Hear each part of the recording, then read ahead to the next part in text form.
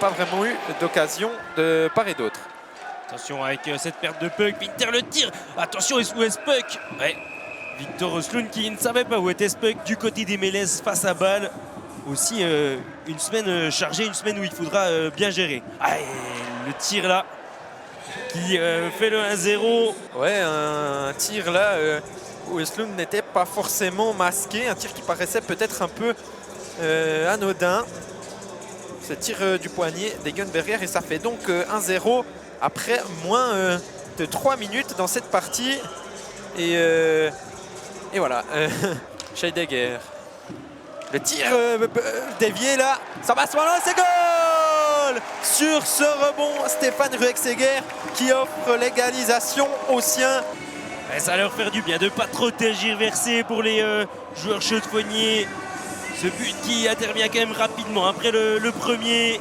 Stéphane Ruexeger qui peut pousser ce puck au fond et tromper Martin Necker. C'est pas le plus beau de la saison, mais qu'il est important là au niveau de la confiance. Revenir au score rapidement. Attention, Geringer pour une bon, le tir, il y a un rebond encore une fois. Et Tom Sanderson, c'est bien fait là de la part des chaudefonniers pour le 2-1. Il y avait un rebond et le joueur au centre de la glace a décidé de ne pas tirer directement, mais de jouer avec Tom Sanderson qui avait le but libre. C'était très bien senti. Là, de la part, il me semble que c'est Lindqvist qui sait où Tom Sanderson se trouve et qui lui met la passe. Sanderson qui tire sur réception et ça fait 2-1. Et encore une fois, c'est une action qui part d'un tir d'un défenseur, puis là, ligne bleue.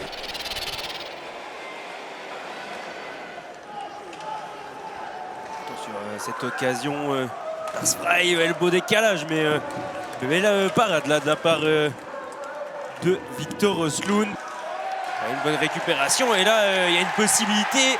Tom Sanderson avec le tir, Sandré Holden qui marque à 4 contre 5 et le retour de Sandré Holden qui marque. Ouais, ça peut être peut-être un tournant du match, je pense, parce que voilà, un score de 2-1, c'est que c'est toujours un score compliqué à gérer et la Chaux-de-Fonds qui était en infériorité numérique et Anderson, mais qui encore une fois joue très bien, il a une de ses visions du jeu et il sert Sandré Holden très patient lui aussi. Et ça donne des espaces dans le dos avec Sanderson s'il attend le soutien, la possibilité de tir là, ça passe au-dessus. Egenberger,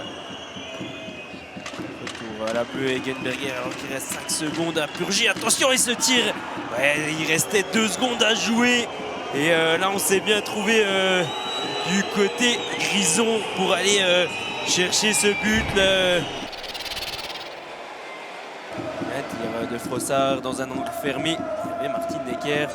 Retour Hinalbon, il y a un peu d'espace. Hinalbon le tir! Et il vient nettoyer la lucarne de Martin Necker pour offrir le 4-2 au HC La Chaux-de-Fonds.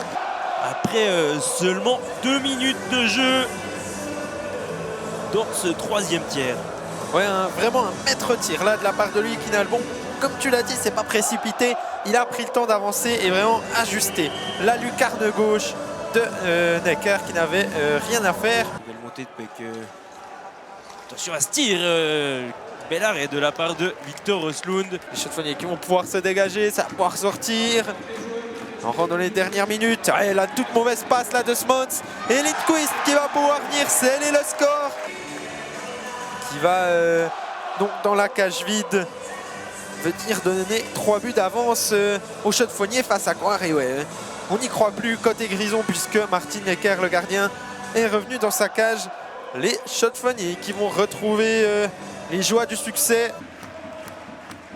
Scheidegger avec Höxter, Loosely. Un dégagement, peut-être une dernière action dans ce match. On va voir David Höxter pour Belair. Ouais, bien joué des chaudefonniers. Ouais, on n'est pas passé loin du 6e là à la toute fin de match. Et sur les coups de 22h25, ce match qui a duré vraiment très long suite à plusieurs interruptions.